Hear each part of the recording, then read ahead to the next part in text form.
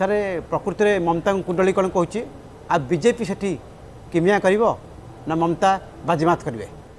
वर्तमान परिस्थिति रे वर्तमान बृहस्पति मिथुन राशि रे संचार करुचंती 10 मास हैला पुनर्वसु नक्षत्र रे अछंती जहा एक रेकर्ड बृहस्पति ता पूर्वरु 2014 मसीह रे 8 मास रही तार प्रभाव रे आपण देखिथिबे नरेंद्र मोदी 10 वर्षर मनमोहन सिंह सरकार को भांगी बीजेपी सरकार गठन करथिले। तेणु वर्तमान मिथुन राशि रे बृहस्पति अछंती पुनर्वसु नक्षत्र अछि पुनर्वसु माने पुनः स्थापित हेबे नवीकरण हबो।